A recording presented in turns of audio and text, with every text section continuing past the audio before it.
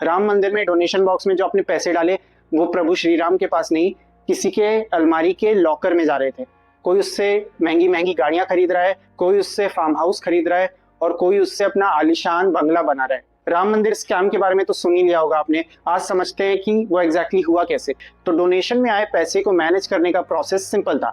सबसे पहले donation box हर दिन आखिर में ओपन होता था, फिर वो पैसे जाते थे एक सिक्योर काउंटिंग सेंटर में और फिर वहां से जाते थे एसबीआई बैंक में।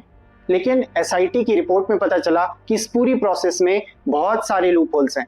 चाहे वो डोनेशन बॉक्स का खुलना हो, चाहे वो ट्रांसपोर्टेशन हो और चाहे वो काउंटिंग सेंटर हो, हर जगह पर पैसे चुराए जा रहे थे। सबसे पहला तरीका, जब दान पेटी दिन के आखिर में खुलती थी तो सारे पैसों को अरेंज किया जाता था। जैसे कि 100 के नोटों को एक अलग बंडल में रखा, 500 के नोटों को अलग बंडल में, इस तरह से बंडल बनाए जाते थे।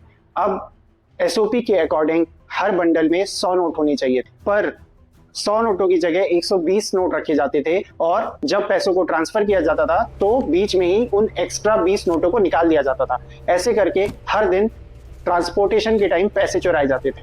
दूसरा तरीका था काउंटिंग रूम से चोरी करना। काउंटिंग रूम में एसबीआई ऑफिसर्स, सिक्योरिटी ऑफिसर्स होते थे, साथ ही साथ सीसीटीवी कैमरा होते थे। सीसीटीवी कैमरा को जानबूझ के कवर करके वहां से पैसे जेब में डाले जाते थे, फिर टॉयलेट में छिपा देते थे और दिन के अंत में टॉयलेट से पैसे निकाल कर ले जाते थे। इस पूरी प्रोसेस में कई सारे लोग इन्वॉल्व थे।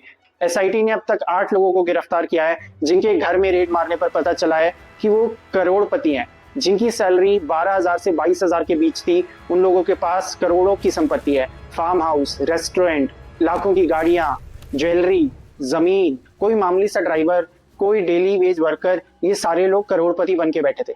इस पूरे मैटर में एक चुभने वाली बात यह है कि इससे पहले भी 2 बार वार्निंग दी गई थी कि कुछ तो गड़बड़ है।